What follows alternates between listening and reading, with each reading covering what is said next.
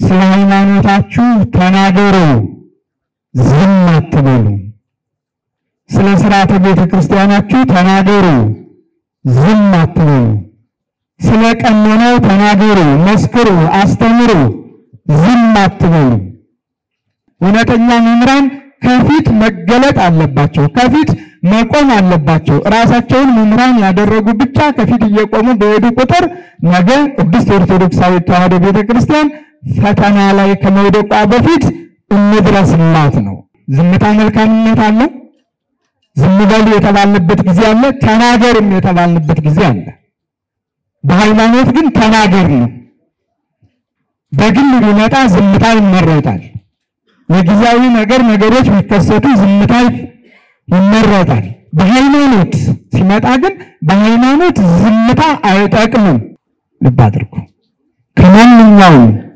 የውጭ ጦርነት ይልቅ በእግዚአብሔር ቤተክርስቲያን ውስጥ በሚደረገው የእርስ በርስ ጦርነት የከፋ ነው ይሄን ቀጥሎ በውጭ ከማደርገው ጦርነት የመረረ ነው የሚለው በእግዚአብሔር ቤት የሚፈጠር የእርስ በርስ ጦርነት እጅግ የከፋ ነው ከዚያም በላይ የመረረ ነው ዛሬ ቤተክርስቲያንን እየገጠማት ያለውም ይህ ነው ከውጭ ይልቅ የውስጡ እየመረረ መጥቷል እየከፋም መጥቷል የሚያስቆሙ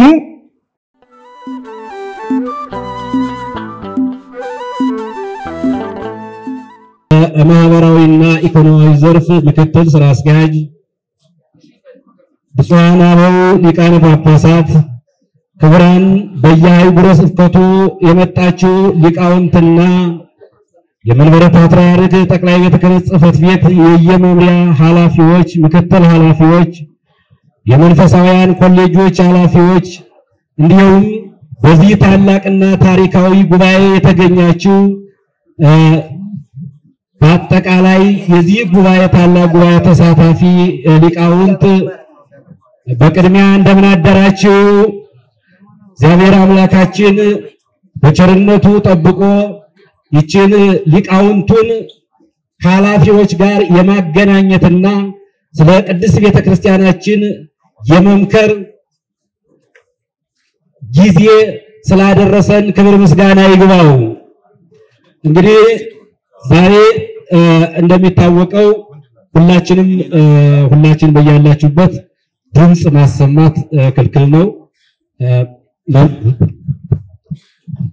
መምህራን እንግዲህ የትትና መምህራንም ስለሆናችሁ መምህሮቻችን ሁላችሁም በጸጥታ ጉባኤውን መከታተል ያስፈልጋል ከዚህ በመቀጠል የመርሃ ግብር ትውውቅ ነው የሚደረገውና መርሃ ግብሩን እንዳስተዋውቅ እንዲፈቀድልኝ ዝቅ ብዬ እጠይቃለሁ በመንበረ ፓትርያርክ ጠቅላይ ቤተ ክህነት ጽሕፈት ቤት ሊቃውንት ጉባኤ አዘጋጅነት ዝክረ ሊቃ በሚል ስያሜ ከሚያዝያ 20 እስከ 22 ቀን 2017 ዓ.ም ለሚካሄደው ሀገር አቀፍ የጉባኤ ቤት መምሪያና ሊቃውንተ ቤተ ክርስቲያን የምክክር ጉባኤ የተዘጋጀ መርሃ ግብር ዛሬ ሰኞ ሚያዝያ 20 ቀን 2017 ጠዋት ሰዓት ተግባር ፈጻሚ አስፈጻሚ አለው ከ2 ሰዓት እስከ 3 ሰዓት የጉባኤው ተሳታፊዎች በዚህ በተዘጋጀው መሰብሰቢያ አዳራሽ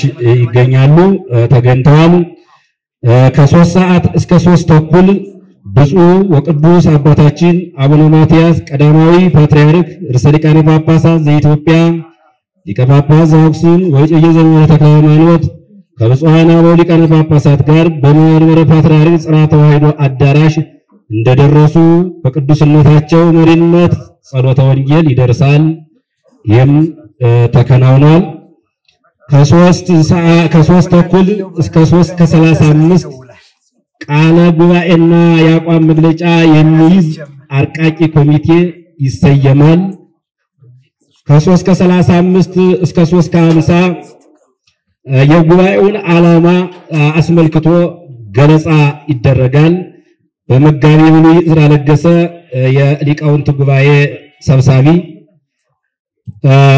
በብፁዕ አባታችን አቡነ አብርሃም የመንበረ ፓትርያርክ ጠቅላይ ቤተ ክህነት ዋና ስራ አስኪያጅ የባህር ዳርና የሰሜን ጎጃም አህጉረ ስብከት ሊቀ ጳጳስ የእንኳን ደህና መጣችሁ እና የዕለቱ መልእክት ይተላለፋል።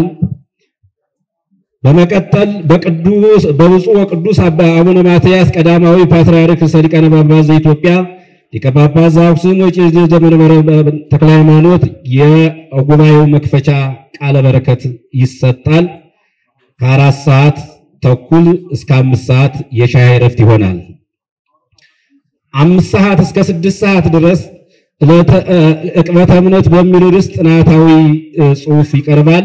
ረዳት ፕሮፌሰር ቀሲስ ግርማ ባቱ የመንበረ ፓትርያርክ ጠቅላይ ቤተ ክህነት የማህበራዊና ኢኮኖሚያዊ ዘርፍ ምክትል ስራ አስኪያጅ ከ6 እስከ 8 ሰዓት የምሳ እረፍት ይሆናል። ሻርፕ 8 ሰዓት ላይ ጉባኤው በጸሎት ይጀመራል። ከ8 ሰዓት እስከ 9 ሰዓት ዕቅበተ እምነት በሚል ርዕስ በተደረገው ጥናታዊ ጽሑፍ ላይ ውይይት ይካሄዳል። የውይይቱ መሪ ብፁዕ ዋና ስራ አስኪያጃችን ናቸው። ከ9 እስከ 9 ተኩል የሻይ እረፍት ይሆናል።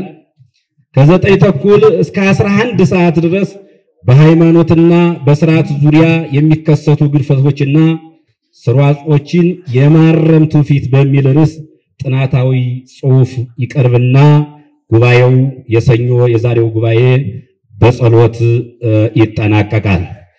ስለዚህ በዚህ በመርሃ ግብራችን መሰረት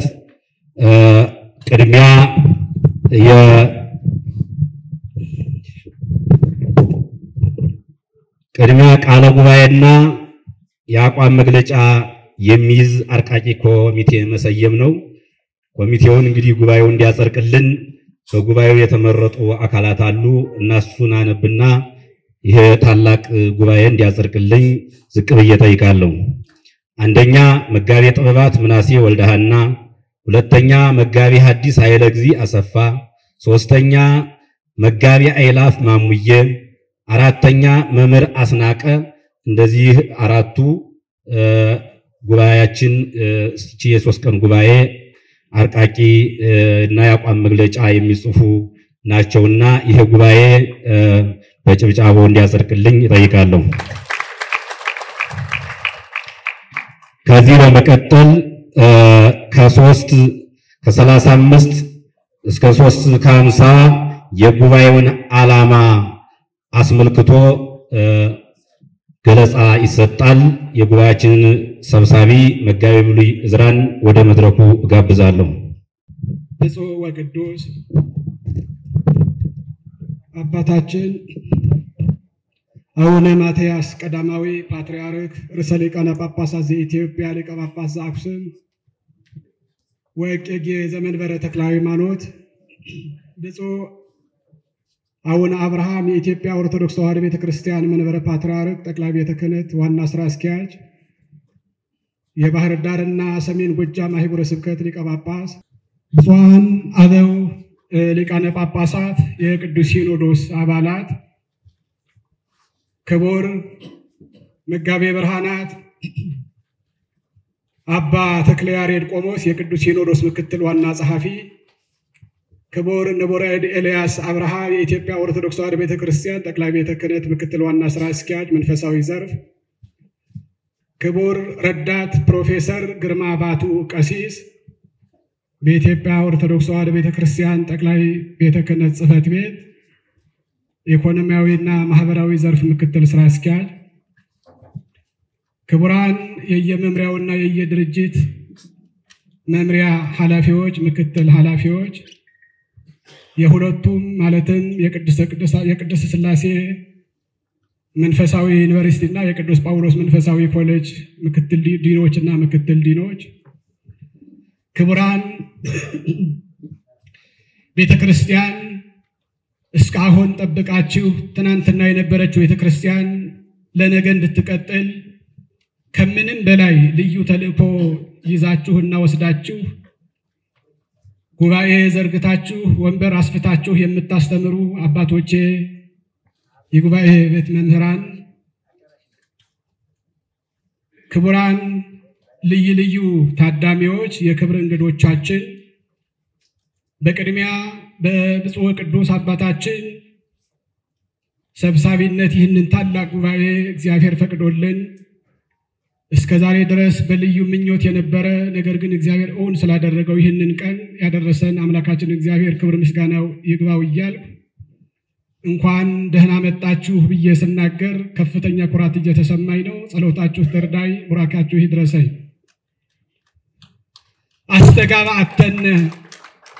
አስተጋባአተነ ቅድስት ቤተክርስቲያን እንተ ሐዋርያት ሀባሃለው አግብርተ እግዚአብሔር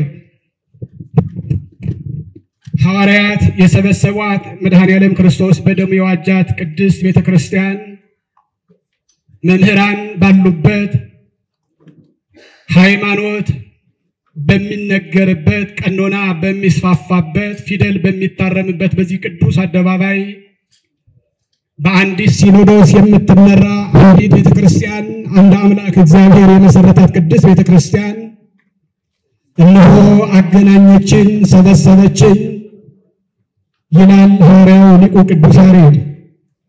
እውነት ነው። ቅድስት ቤተክርስቲያን ሰበሰበችን ይላል። ቤተክርስቲያን ሁለት ነገሮችን ያነሳል ቅዱስ ያሬድ። አንደኛ ቅድስት መሆኗን፣ ልዩ መሆኗን፣ ሁለተኛ ደግሞ አንዲት መሆኗ ቤተክርስቲያን ይመሰክራል ሐዋርያው ቅዱስ ያሬድ ሊቁ ቅዱስ ያሬድ። ስለዚህ በዚህ ቀን ስለ አንዲት ቤተክርስቲያን እንድንነጋገር፣ አንድነቷን እንድናጸና፣ በአንድነቷ እንድትኖር ትናንትና አባቶቻችን ያስረከቡንን ስንዷን እመቤት አንዲት ቤተክርስቲያን በአንድ ሲኖዶስ የምትመራ በአንድ ቅዱስ ፓትርያርክ የምትመራ ቅዱስ ሲኖዶስ ከሐዋርያት ጀምሮ ሲያዝ የመጣውን ቀኖናውና ሃይማኖቱን ሳይፋለስ እነሆ ከቅዱስ ፓትርያርኩ በቅዱስ ፓትርያርኩ የሚመራው ቅዱስ ሲኖዶስ ፈቅዶና ወዶ ይህንን ጉባኤ እንዲካሄድ በእግዚአብሔር ቸርነት እዚህ ቀን ስለደረሰን ክብርና ምስጋና ይግባው። ቅዱስ አባታችን ብፁዕ ጠቅላይ ሥራ አስኪያጅ ከዚህ ቀጥሎ ስለ ዓላማው ዛሬ የተሰበሰብንበት ከማስረዳቴ በፊት ወይም ከመግለጼ በፊት ምናልባት እንግዶች ለሆኑ የጉባኤ ሊቃውንት ማለቴ ለአካባቢ ለግቢው ማለቴ ነው፣ ለቤተ ክርስቲያን እንግዶች ሳይሆኑ ነገር ግን በዚህ ከኛ ጋር በግቢው ለማይኖሩ አባቶች፣ ክቡራን መምህራን፣ የሊቃውንት ጉባኤ አመጣጥና ሁኔታ እገልጽን ዘንድ የተወሰነ ደቂቃ ይፈቀድልኝ ዘንድ ከፍ ባለ ትሕትና እጠይቃለሁ። ሊቃውንት ጉባኤ የእግዚአብሔር ጉባኤ ሲሆን እነሆ ኢትዮጵያ ሀገራችን እግዚአብሔርን ያልጠራችበት፣ በእግዚአብሔር ያልተጠራችበት፣ እግዚአብሔርን ያላመሰገነችበት፣ የእግዚአብሔር ሀገር ተብላ ያልተጠራችበት ዘመንና ወቅት እንደሌለ ፀሐይ የሞቀው ሐቅ ነው። ይህንን ሁሉ ታላቅ አስተዋጽኦ ደግሞ ያደረጉ የመምህራን ወይም ደግሞ የሊቃውንት ህልውና መሆኑን በእውነት የሚመሰከር እግዚአብሔራዊ ሐሳብና ዓላማ ነው።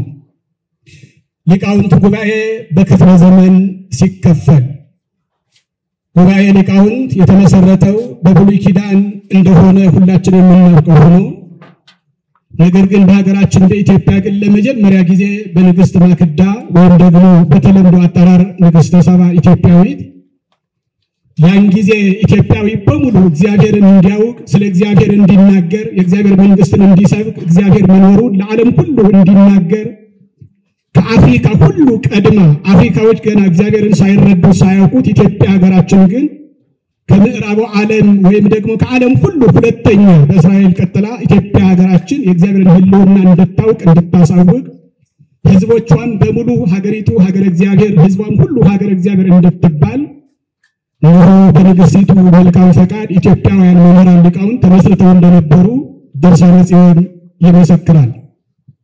ሁለተኛ በአብርሃ ወአጽብሃ ዘመነ መንግስት በ412 ዓመተ ምህረት የአብርሃ ወአጽብሃ ገድል እንደሚመሰክረው በአባታችን ሰላማ ከሳተ ብርሃን አማካኝነት የኢትዮጵያን ህዝብ የሚያውቁ ፊደሉን የሚያውቁ በራሱ ቋንቋ እንዲመራ ኢትዮጵያዊ ሁሉ የራሱን ቋንቋ እንዲሰማ እንዲያሰማም ሁሉ ቅዱስ መጽሐፍ በየቋንቋው እንዲተረጎምለት ከነበረው ጥልቅ ፈቃድ ወይም ደግሞ ምኞት አባ ሰላማ ከሳተ ብርሃን እነሆ በወቅቱ ለነበሩት ነገስታቱ አብርሃ ወአጽብሃ በማቅረብ 120 ሊቃውንት በ120 ቤተሰብ አስመልክቶ ወይም ደግሞ በእነሱ ቁጥር ሐዋርያው ሰላማ ከሰተ ብርሃን በንጉሱ መልካም ፈቃድ 120 ሊቃውንት ሰብሳቢያቸው ሊቁ ተክለ ሃይማኖት የሚባል ሰብሳቢ እንደነበረና መጽሐፍትን ሲተረጉሙ እንደቆዩ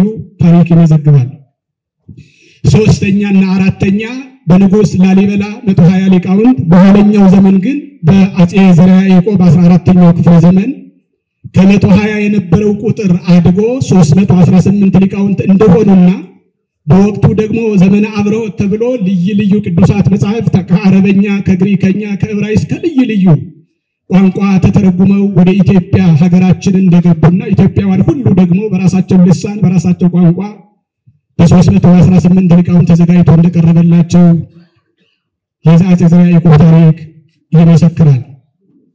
የመጨረሻውና አሁን ያዘው ደግሞ እነሆ በ1900 ዓመተ ምህረት ንጉሠ ነገሥት የኢትዮጵያ አጼ ምኒልክ ዳግማዊ 45 የሚሆኑ የሊቃውንት አባላት ከየክፍለ ሀገሩ ሁሉም ከሰሜን ከደቡብ ከምዕራብ ሁሉም ከምስራቅ ሳያጎድሉ ሁሉም ኢትዮጵያዊ አንድ ሆኖ በአንድ ቋንቋ እንዲናገር እነሆ ቁጥራቸው ወደ ታች ወርዶ 45 ሊቃውንት መድበው እንደነበረ የተመደቡበትም ዓላማ ደግሞ የዋልድባ ጉዳይ ተነስቶ ታሪክ እንደሚነግረን የቤተ ሚናስ የቤተ ጣዕማ ክርስቶስ በወቅቱ የነበረው ጊዜው በፈቀደው በእጅ ጽሑፍ ያለው መረጃ እነዚህን አባቶቻችንን ዋልድባ የሚገኙ ያ ታላቅ ገዳማችን እነሆ የሰይጣን መንፈስ ገብቶ እነዚህ ሁለቱ አባቶችን ባለያየበት ጊዜ ምኒልክ ዳግማዊ አጼ ምኒልክ እነዚህን ለማስታረቅና ለአንዴና ለመጨረሻ ውሳኔ ለመስጠት 45 ሊቃውንት ሰብስበው እንደነበረ ታሪክ ይመዘግባል። በእጃቸው የተጻፈ ጽሑፍም በጉባኤያችን ይገኛል። ሌላም በተጨማሪም በልጃቸው በንግሥተ ነገሥታት ዘውዲቱ ምኒልክ የኋላው ግርማዊ ጃንሆይ አጼ ኃይለ ሥላሴ ቀዳማዊ ያን ጊዜ ተፈሪ አልጋ ወራሽ ተብለው በሚጠሩበት ጊዜ 46 ሊቃውንት በ1914 ዓመተ ምህረት እነሆ ቤተክርስቲያንን እንወክለው በተለይ የአማርኛ መጽሐፍ ቅዱስ ከዛ ቀደም ሲል የነበረው በፕሮቴስታንት የተረጎመ ልዩ ቋንቋ ቢኖርም ነገር ግን ቤተክርስቲያናችንን የማይገልጽ ኦርቶዶክሳዊ ተዋሕዶ ቤተክርስቲያንን የማይመጥን ስለነበረ እነሆ አባቶቻችን በተለየ መልኩ የመናገሻ ማርቆስ የገነተ ጽጌ ቅዱስ ጊዮርጊስ አራዳ በተለምዶ በሆሳዕት የሚባለው የካ ደብረ ሳይል ቅዱስ ሚካኤል ቤተክርስቲያን ያን ጊዜ አለቆች ተብለው የሚጠሩ ነገር ግን ልዩ ዕውቀት የነበራቸው እስከ ለንደን ድረስ በመላክ 46 ሊቃውንት ተሰብስበው ቤተክርስቲያናችንን እስካሁን ድረስ ከነዚህ ውስጥ ታላቁ ሊቅ መላከ ብርሃናት አድማሱ ጀንበሬ የሚገኙባቸው ወይም ደግሞ የኋላው ብፁዕ አቡነ ማቃርዮስ ያን ጊዜ አባ ወልደ ሥላሴ በተጨማሪም ደግሞ የኢትዮጵያ ኦርቶዶክስ ተዋሕዶ ቤተክርስቲያን የመጀመሪያው ፓትርያርክ ብፁዕ ወቅዱስ አቡነ ባስልዮስ ያን ጊዜ እጨጌ ገብረ ጊዮርጊስ በዋና ሰብሳቢነት ቤተክርስቲያናችን እንዴት ትሁን ወዴት ይሂድ ህዝቡ በምን ቋንቋ ይሰበክ የራሱ ቋንቋ በራሱ ቋንቋ ሊሰብክ ይገባል ሊሰበክ ይገባል ሊማር ይገባል ብለው ለመጀመሪያ ጊዜ በልዩ በተለይ በማህበረ ሐዋርያት ፍሬ ሃይማኖት አስመራ ይታተሙ የነበሩ ቅዱሳት መጻሕፍትን መምህር ዲሜጥሮስ የኋለኛው ንጉረ ዲሜጥሮስን በመወከል ልዩ ቅዱሳት መጻሕፍት እንደታተመ መዛግብት ይመሰክራል። በመጨረሻም ቅዱስ ሲኖዶስ በተመሰረተበት ጊዜ ቅዱስ ሲኖዶስን ወክለው ሲሰሩ የነበሩ ሊቃውንት እንዴት ይሆኑ ሲኖዶስ በሌለበት ዘመን ሲኖዶሱን ሆነው የቤተክርስቲያን ዓላማዋን ቀኖናዋን ሃይማኖቷን ሲያስጠብቁ የነበሩ ሊቃውንት በኋለኛው ጊዜ በ1953 ዓመተ ምህረት ብፁዕ ወቅዱስ አቡነ ባስልዮስ በተሾሙ በሁለተኛ ዓመት 1939 ሊቃውንትን ይሄንም ይመስለው መልሱ ይሄንም ይመስለው ነገር ግን እነ እገሌ ይስጡ ብለን መልስ የሚሰጥ አንድ አካል እንዲሆን ነገር ግን ዋናው ወሳኙ ግን የቅዱስ ሲኖዶስ ድምጽ እንዲሰማ አንድ ልብ ሆነን የውሳኔ ሐሳብ ለቅዱስ ሲኖዶስ እንድናቀርብ ነው የተጠራ ነው። ስለዚህ አስተጋባተነ ቅዱስ ቤተክርስቲያን እንተ ሐዋርያት ሀባሃለው አግብርተ እግዚአብሔር ቅድስት ቤተክርስቲያናችን አንዲት ቅድስት ቤተክርስቲያናችን አሰባሰበችን አገናኝታናለች። እግዚአብሔር ክብር ምስጋና ይግባው። አንድ ልብ ሆነን በአንድ ቋንቋ ተናግረን እቺውን ስንዷን እመቤት ቤተክርስቲያን እንድንደርስላት ዘመኑን መስለን እጅግ በጣም ወሳኝ በሆነ ዘመን ስለምንገኝ በአንድ ልብ ሆነን የአቋም መግለጫችንን ለቅዱስ ሲኖዶስ ሉዓላዊ ስልጣን ላለው ቅዱስ ሲኖዶስ እንድናስረክብ አደራ እላለሁኝ። ስላስረዘምኩኝ ይቅርታ፣ እግዚአብሔር ይስጥልኝ። በረከታቸው ይድረሰኝ። ቅዱስ አባታችን ቡራኬው ይድረሰኝ። ስላገናኘን እግዚአብሔር ክብር ምስጋና ይግባው። ለሁላችን ለመጋቢ እዝራ ለገሰ ቃል ያሰማልን። የመምህራን በረከት አይለያቸው። እንግዲህ እዚህ መቀጠል ከሰዓታችን አንፃር በፍጥነት ነው የምናስተላልፍ። እዚህ መቀጠል እንኳን ደህና መጣችሁ መልእክትና የዕለቱን መልእክት የሚያስተላልፍልን ብፁዕ አባታችን አቡነ አብርሃም የመንበረ ፓትርያርክ ጠቅላይ ቤተ ክህነት ጽሕፈት ቤት ዋና ሥራ አስኪያጅ የባህር ዳርና የሰሜን ጎጃም ሀገረ ስብከት ሊቀ ጳጳስ ናቸው። እርሳቸውን ብፁዕነታቸውን የሚጋብዙልኝ ክቡር መምህር ኤልያስ አብርሃ የመንፈሳዊ ዘርፍ ምክትል ሥራ አስኪያጅ አባታችን ይጋብዙልናል። ክርስቶስ ተንሥአ እሙታን አሰሮ ለሰይጣን ሰላም ኮነ። ብፁዕ ወቅዱስ አባታችን አቡነ ማትያስ ቀዳማዊ ፓትርያርክ ርዕሰ ሊቃነ ጳጳሳት ዘኢትዮጵያ ሊቀ ጳጳስ ዘአክሱም ወዕጨጌ ዘመንበረ ተክለ ሃይማኖት፣ ብፁዓን አበው ሊቃነ ጳጳሳት፣ ብፁዕ አቡነ ሄኖክ፣ ክቡራን ሥራ አስኪያጆች፣ ክቡር መምህር ኤልያስ፣ ክቡር ረዳት ፕሮፌሰር ቀሲስ ግርማ፣ ክቡራን የመንበረ ፓትርያርክ ጠቅላይ ቤተ ክህነት የመምሪያ ኃላፊዎች፣ ክቡር ሊቀ መምህራን የማነ ዘመንፈስ ቅዱስ የአዲስ አበባ ሀገረ ስብከት ዋና ሥራ አስኪያጅ፣ የተከበራችሁ ሊቃውንተ ቤተ ክርስቲያን፣ በዚህ ታላቅ ጉባኤ የተገኛችሁ ተሳታፊዎች በሙሉ ከሁሉ አስቀድሞ የእግዚአብሔር ቅዱስ ፈቃድ ሆኖ በዚህ ዕለት ስለ ቅድስት ቤተ ክርስቲያን አንድነት፣ ስርዓት፣ እምነት፣ ቀኖና መጣችንን እንድንወጣ እግዚአብሔር ፈቃድ ሆኖ ስለሰበሰበን ክብርና ምስጋና ለእርሱ ይሁን እያልኩኝ ሁላችሁንም የቅድስት ቤተ ክርስቲያንን ጥሪ አክብራችሁ የተገኛችሁትን በሙሉ እንኳን ደህና መጣችሁ ነው ለቅድስት ቤተ ክርስቲያን ስም። ቀደም ብሎ በሊቃውንት ጉባኤ መምሪያ ኃላፊ በመጋቢ ብሎ ብዙ መባል ያለባቸው ነገሮች ተናግረዋል፣ ሰምተናል። እኔ ባጭሩ ነው አንድ ሁለት ጥቅሶች ከአዲሱና ከብሉይ ያመለክቱናል ልንሰራ የሚገባንን የማረናን የምላቸውን ጥቅሶች ጠቅሼ ከዛም ደግሞ ዝክረ ኒቅያና በኒቅያ ጉባኤ ንጉሠ ነገሥቱ ምን ብለው ነበር የሚል የመጨረሻ አድርጌ ወደ መርሐ ግብራችን ነው የምንሄደው። የተፍራህ ነገር ወይታርም እስመሃለኩ አነ ምስሌከ ወይኖ ዘያሃመነከ እስመ ብዙኅ ሕዝብ በውስተ ዛቲ ሀገር።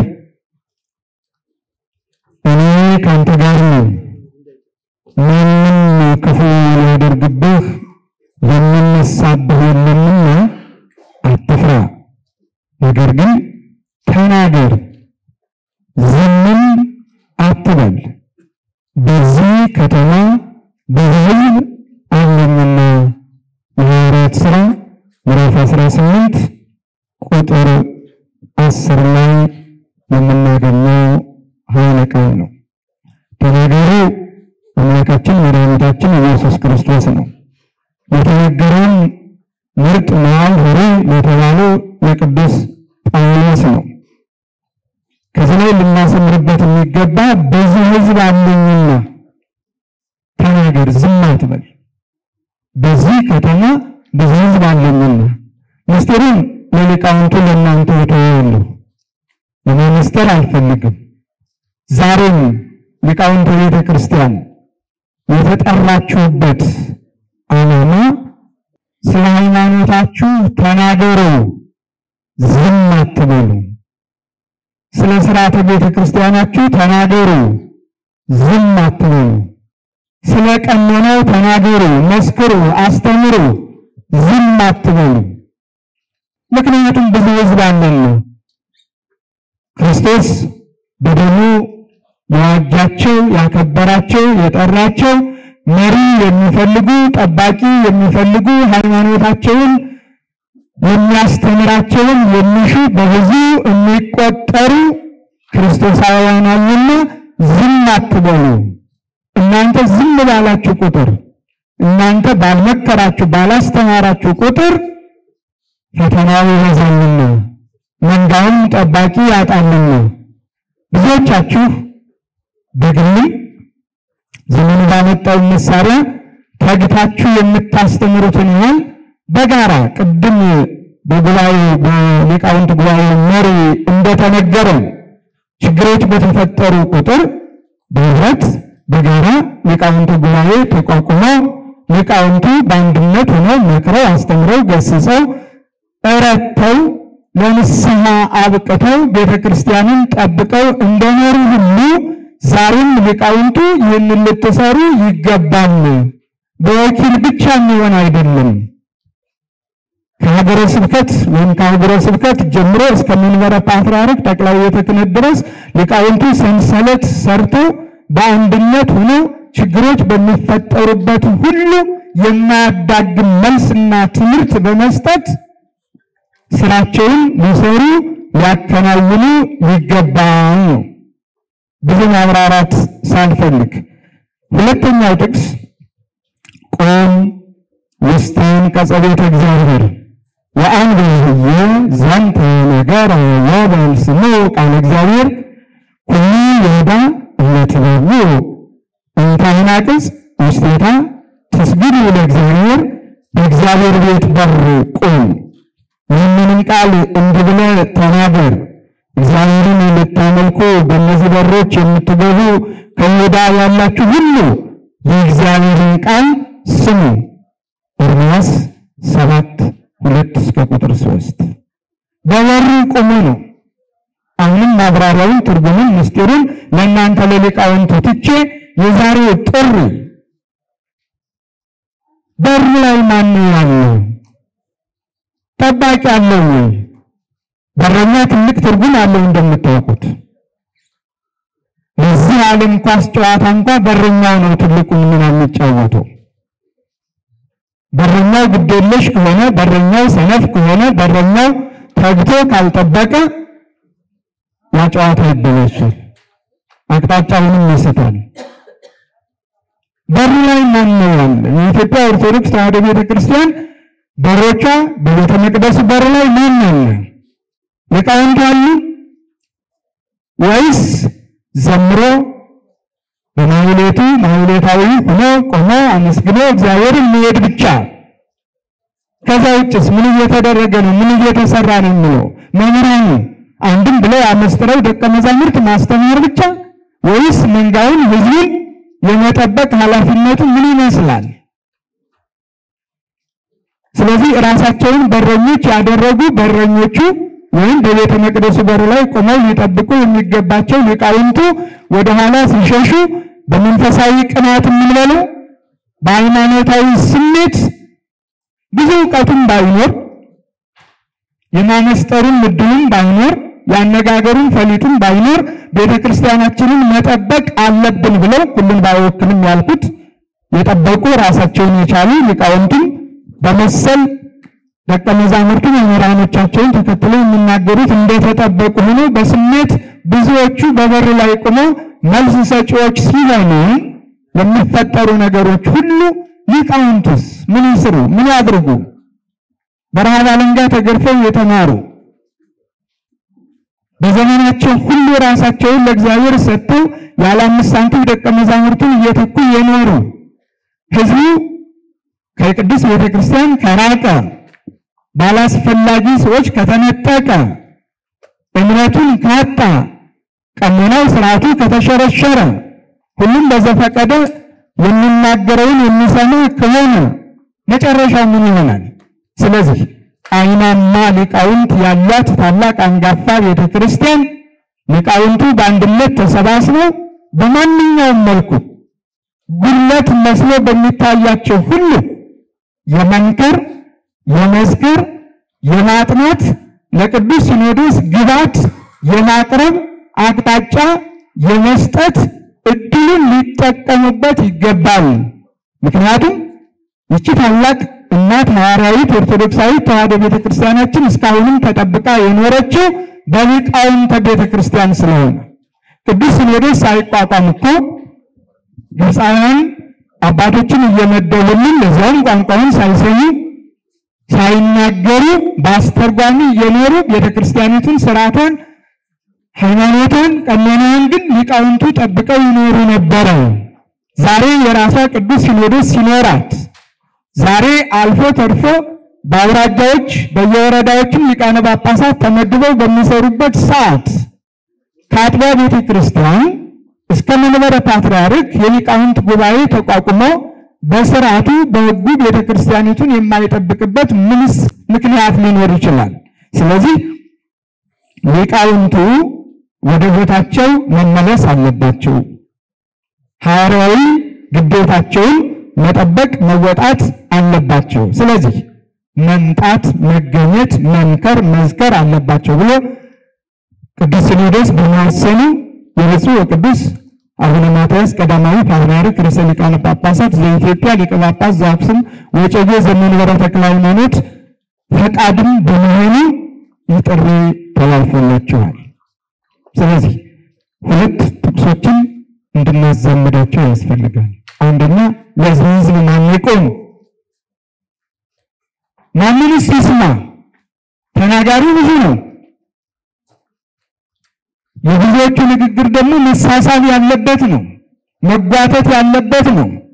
ስለዚህ መሳሳብ የሌለበት መጓተት የሌለበት እኔ በልጥ የማይባልበት ወደ ሌላ ጥፋት የማይጎትት በትክክል የቅድስት ኦርቶዶክሳዊት ተዋሕዶ ቤተክርስቲያንን ሃይማኖት ሥርዓት ጠብቆ ለማኖር የሚያስችለው መልእክት መውጣትም መነገርም ያለበት በሊቃውንቱ ስለሆነ ሊቃውንቱ ተሰባስበው ምን ጊዜም ቢሆን ለአንድ ጊዜ ለአሁን ብቻ አይደለም የሚቀጥሉ ነው። በዓመትም ሆነ በመንፈቅ የሚሰባሰቡበት ወደታችም ደግሞ በአጥቢያ በሀገረ ስብከት በተመሳሳይ ስራቸውን መስራት አለባቸው። መምህራኑ በዝተዋልና እውነተኛ መምህራን ከፊት መገለጥ አለባቸው፣ ከፊት መቆም አለባቸው። ራሳቸውን መምህራን ያደረጉ ብቻ ከፊት እየቆሙ በሄዱ ቁጥር ነገ ቅድስት ኦርቶዶክሳዊት ተዋሕዶ ቤተክርስቲያን ፈተና ላይ ከመውደቋ በፊት እንድረስላት ነው ዋናው ጥሪ ነው። ስለዚህ በውይይታችን ሁሉ የምናነሳቸው እንደ መንደርደሪያ ሊቃውንቱም ያቀርቧቸው ይኖራሉ። ከዛም የውይይት ጊዜ ይኖረናል። በውይይት ጊዜያችን መነሳት ያለባቸው መወሳት ያለባቸው ቤተክርስቲያኒቱን የሚገነቡ የሚያንጹ ከፍታን የሚያሳዩ እንደ ጥንቱ እንደ ጠዋቱ እንደ አባቶቻችን ልንሰራ ይገባል። ይህን ለመስራት ደግሞ ንግሩ ይታርሙ እስመ ሀለውኩ አነ ምስሌከ የሚለውን ቃል መመሪያ በማድረግ ነው። አንዳንድ ጊዜ ዝምታ ጥሩ አይደለም። ዝምታ በሰለጠነ ቁጥር ከባድ ነው። ዝምታ መልካምነት አለው። ዝም በሉ የተባልንበት ጊዜ አለ፣ ተናገርም የተባልንበት ጊዜ አለ።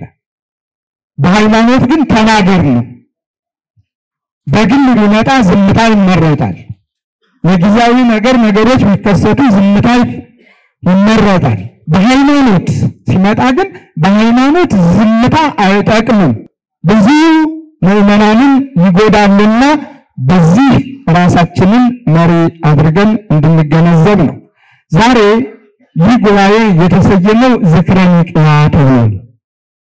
ጉባኤ ኒቅያ ምን እንደሚመስል እነማን እንደተወገዙበት በፊት አውራሪ ማን እንደተወገዘ ፊት አውራሪ ሆኖ እነማን እንደተሳተፉበት ለሊቃውንቱ መዘርዘር ሰዓት መውሰድ ነው።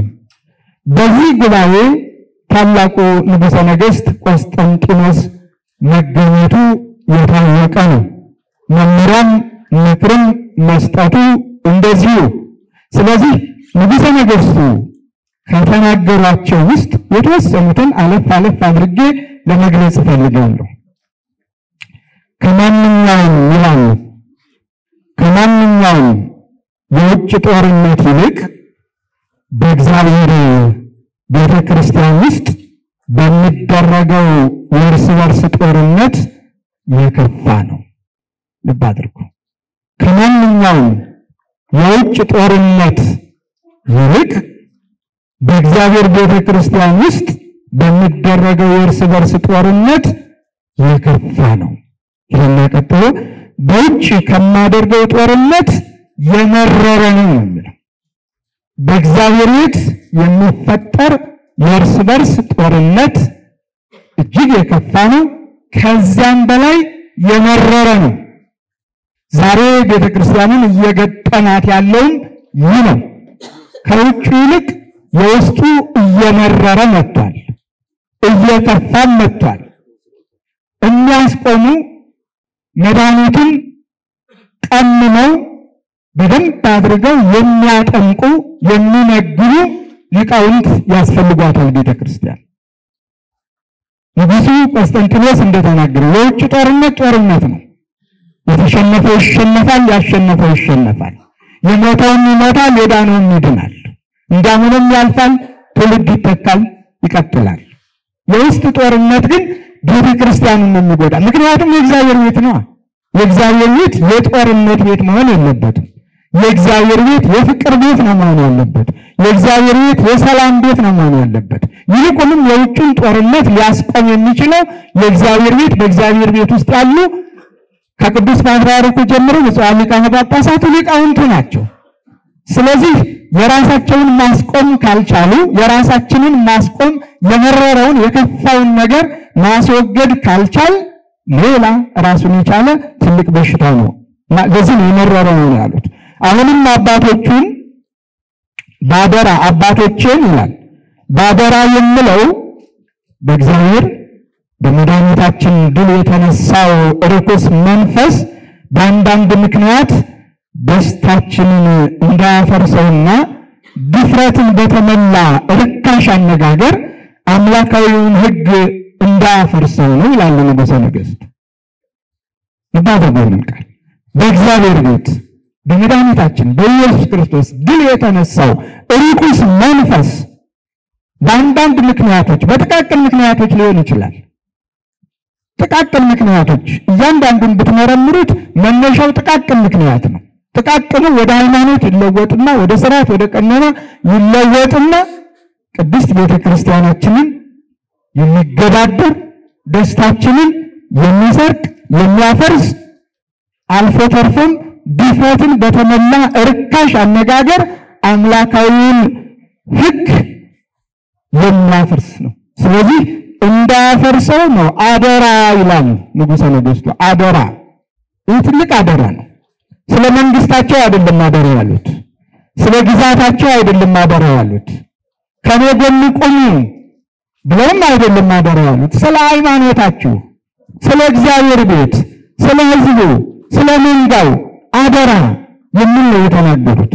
በማያያዝም አባቶቹ ሰላማዊ ሕግ ለመመስረትና መለያየትን ለማጥፋት ዛሬ ነገ አትበሉ። ስለዚህ አደራዬ ጥብቅ ነው ይላል ንጉሠ ነገሥቱ። ዛሬ ነገ አትበሉ። ሰላምን ለመመስረት መለያየትን ለማጥፋት መድኃኒቱ ያለ ከሊቃውንት ነው። የቀኖና መለያየት ቢመጣ፣ የሥርዓት መለያየት ቢመጣ፣ ተፋልሶ ቢመጣ፣ የሃይማኖት በመሳሰሉት መንገድ ይህንን የመስፋት የማድረቅ የማስተማር የመምከር የመዝከር እንዲተኛውን ደግሞ መድኃኒቱን ሰጥቶ የማስወገድ ትልቁ ቁልፍ ያለ ከሊቃውንት ነው። ስለዚህ ቅድስት ቤተ ክርስቲያን ዛሬ ላይ መለያየቷ በዝቷል። የድፍረት ተናጋሪዎችን በርክተዋል። የሊቃውንቱ ዝምታ ደግሞ የበለጠ ቤተክርስቲያኒቱ ምንም ሰው የሌላት አስመስሏታል። ስንት ሊቃውንት አይናማ ሊቃውንት ብሉያት ከሐዲሳት ሐዲሳት ከሊቃውንት አመስጥረው አምልተው አስፍተው ድጓ በጉንጩ የሚባሉ ስንቶች ያሏት ቤተክርስቲያን ከብሉይ ከሐዲስ ነው ድጓምና ዛሬ ላይ ዝምታው ሌሎችን ተናጋሪዎች ሰው የሌላት እንድትመስል አድርጎታል። ሊቃውንቱ እንደምታስታውሱት ለዲያብሎስ ድፍረት እኔ ነኝ የፈጠርኳችሁ ለማለት ያበቃው ዝምታ ነበር። ተናጋሪ አጣ። ማን ፈጠረን የሚለው ማጉርምረን በበዛ ቁጥር ተናጋሪ ጠፋ። ከዛ በኋላ እኔ ነኝ ወደ ማለት ተደፋፈረ። ለቤተ ክርስቲያን መልስ የማይሰጡ ሊቃውንት ካሉ አንተም አቅምህ አይደለም ዝም በል፣ አንተም ተሳስተሃል ወደዚህ ናና ተመከር የሚል እስከሌለ ድረስ ከባድ ነውና ሰዓቱ የለም ይበቃኛል። ምልክት እያየሁ ነው። ብፁዕ ቅዱስም ልዩ ተግባር ስለሚሄድ ማለት ነው። ብዙና ብዙ የሚነገር ይኖራል። የሆነ ሆኖ ግን ከኔ ጋር አብረን ስለምንገናኝ በመጨረሻም ቅዱስነታቸውም ከኛ ስለማይለዩ ወደፊት እንነጋገርበታለን። ስለዚህ ነገር ይታርመን ነው። ዝም አንበል፣ ዝም አትበሉ። መተቻቸቱ ይቅር፣ በቅርብ እንነጋገር። ማፈር ያለበት ይፈር እንጂ ማፈር የሌለብን ማፈር የለብንምና ቤተክርስቲያናችንን እንጠብቅ ነው መልእክቱ። እንኳን ደህና መጣችሁ። ከልብ አመሰግናለሁ። እግዚአብሔር ይመስገን። ከዚህ ቀጥሎ ብፁዕ ቅዱስ አባታችን አቡነ ማትያስ ቀዳማዊ ፓትርያርክ ርዕሰ ሊቃነ ጳጳሳት ዘኢትዮጵያ ሊቀ ጳጳስ ዘአክሱም ወዕጨጌ ዘመንበረ ተክለ ሃይማኖት ለዚህ ታላቅ ጉባኤ ቃለ ምዕዳን መመሪያ እንዲሰጡልን በታላቅ ትሕትና እጋብዛለሁ።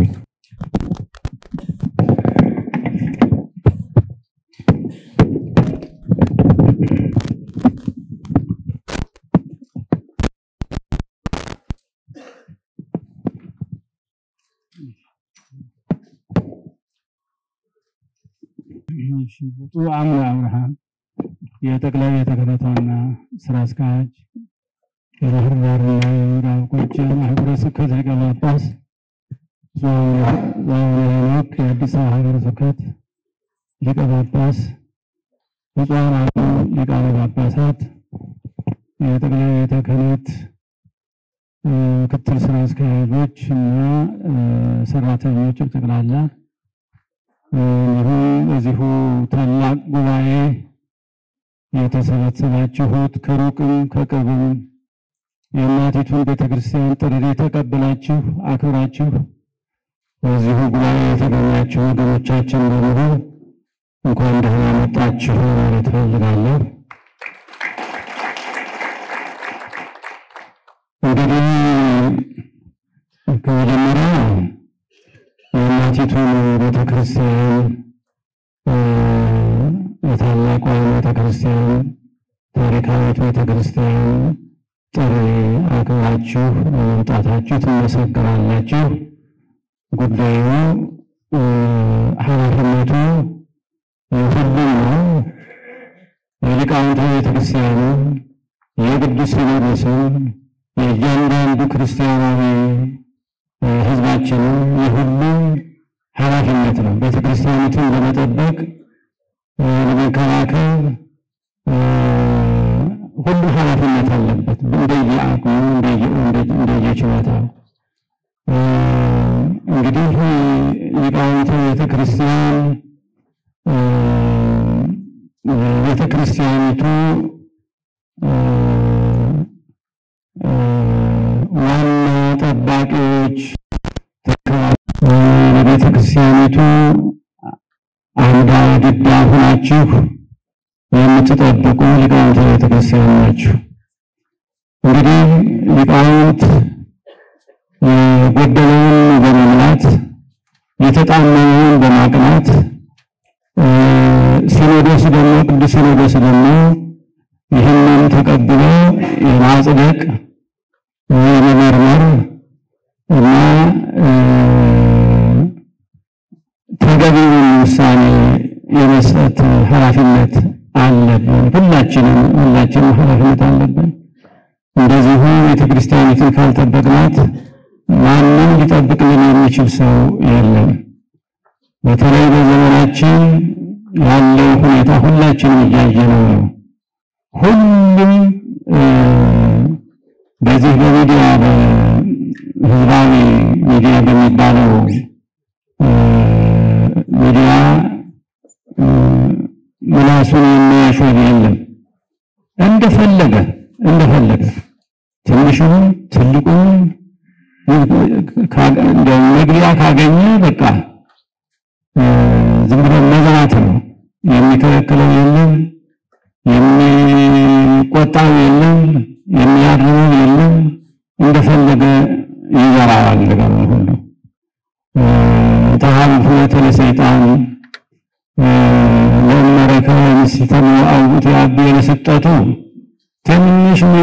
ትንሽ ነገር ካገኘ በአሁኑ ጊዜ ያለው ሁኔታ አገርን የሚያቃጥል ነው፣ አገርን የሚያነድ ነው። እና ለዚህ እንግዲህ ይሄ ከመሆኑ በፊት ሊቃውንተ ቤተክርስቲያን ኃላፊነት አለባችሁ። ቤተክርስቲያናችሁን ለመጠበቅ እስካሁን ድረስ ጠብቃችሁ ያኖራችኋት እናንተ ናችሁ። የአባቶቻችሁን ፈለግ ተከትላችሁ ቤተክርስቲያኒቱን ለመጠበቅ ወጣቶቹን ተከታዮቹን በማስተማር በተለይ የገጠሪቱ ቤተክርስቲያን ተከታይ የቤተክርስቲያን ተቀባዮቹን በማሰልጠን በማስተማር በማሰልጠን የምትሰሩት ስራ በእውነቱ በጣም ትልቅ ነው። እስካሁን ድረስ ያለችው ቤተክርስቲያን በገጠር ቤተክርስቲያን ሊቃውንት ነው ቤተክርስቲያን ተጠብቃ ያለችው። አሁንም ቢሆን በበለጠ አንደኛ ወጣቱን መንገዱን እንዳይሳሳት አቅጣጫውን እንዳይስት ካሁኑ መጠበቅ ያስፈልጋል። በጣም መጠበቅ ያስፈልጋል። አቅጣጫውን ስቶ ከቤተክርስቲያን ሰልጥኖ እንደገና ደግሞ እዛ ሄዶ ወደ ቀኝና ወደ ግራ እያለ ችግር የሚፈጥረው ሁሉ መጠበቅ አለብን ሁላችንም በእውነቱ። እና የቤተክርስቲያኒቱን ህልውና፣ ልዕልና፣ ቅድስና፣ ክብር የመጠበቅ ኃላፊነት የሊቃውንተ ቤተክርስቲያን ነው። ቅድሚያ የሚሰጠው ለሊቃውንተ ቤተክርስቲያን ነው ቅድሚያ የሚሰጠው። ከዛ ደግሞ ቅዱስ ሲኖዶስ በእናንተ በኩል ተጠንቶ የቀረበውን ተጣርቶ የቀረበውን የማጽደቅ ኃላፊነት አለበት። ስለዚህም አሁን ይህን ጉባኤ እዚህ በእውነቱ የመጀመሪያ ጊዜ ነው እንግዲህ እንደዚህ አይነቱ ጉባኤ ሲሰበሰብ እንደሚመስል ይህን እንደዚህ አይነት ከፍተኛ የሆነ የሊቃውንት ጉባኤ የተሰበሰበበት ጊዜ አላስታውስም። ምክንያቱም በከፊል ካልሆነ በቀር እንደዚሁ በርከት ያለ የሊቃውንት ጉባኤ ዛሬ ነው የምናየውና ይህን ጉዳይ እንግዲህ የቤተ ክርስቲያን ጥበቃ፣ የሃይማኖት ጥበቃ፣ የሃይማኖት ጽናት፣ የቤተ ክርስቲያናችን ስፋት፣ ዶግማና ቀኖና መጠበቅ ይሄ ሁሉ የኛው ነው። ማንም ሊቆምልን አይችልም በእውነቱ። ስለዚህ ሁሉ ችላ አንበለው ነገሩን ሁሉ ቸልተኝነት አገር ያጠፋል። ስለዚህም የቤተ ክርስቲያናችሁን የራሳችሁ ህልውናችሁን ለጠቅላላ ለህልውናችንም ጭምር እኮ ነው። ቤተ ክርስቲያን ከሌለች አለን እንደኛ ልንኖር አንችልም። የቤተ ክርስቲያን ህልውና የኛ ህልውና ነው። ክብሯን፣ ልዕልናዋን፣ ቅድስናዋን፣ ታሪኳን ጠብቀን ካላስጠበቅን ለትውልድ ካላስተላለፍን ምን ሰዎች እንባላለን? ይሄ በጣም ጥንቃቄ የሚገባው ነው እና ሁላችንም ለዚህ ጉዳይ መነሳሳት አለብን። እንዲሁ መተኛት የለብንም። የመጽሐፍቶቻችን ጥራት ያስፈልጋቸዋል። እንግዲህ በሊቃውንት ጉባኤ ያልተመረመረ መጽሐፍ ማለፍ የለበትም። በእውነቱ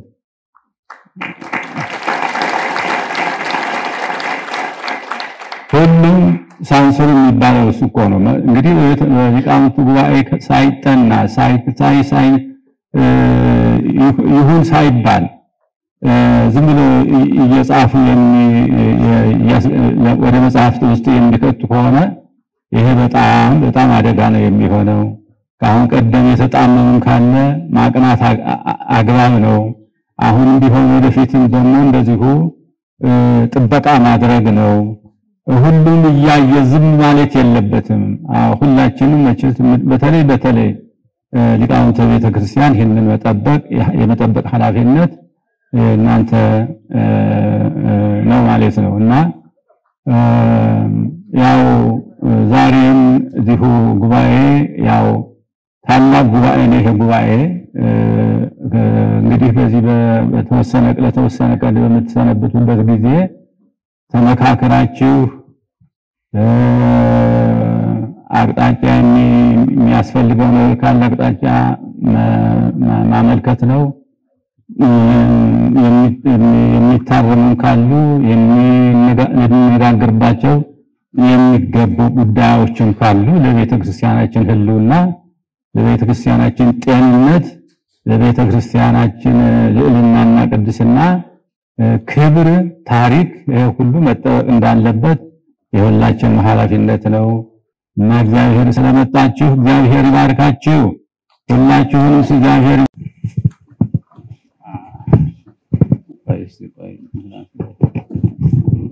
እንግዲህ የእረፍት ጊዜ ደርሷል ተብሏልና እግዚአብሔር ይባርከን ይቀድሰን፣ ሰላማዊ ጉባኤ ያደርግልን። እግዚአብሔር ይባርካችሁ ይቀድሳችሁ።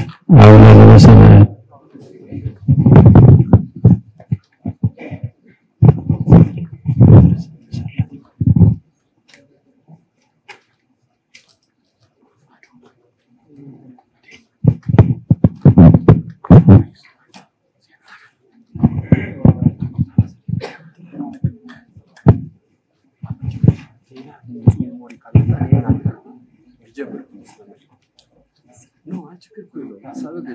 ግን ቢጀምር ነው ያላችሁ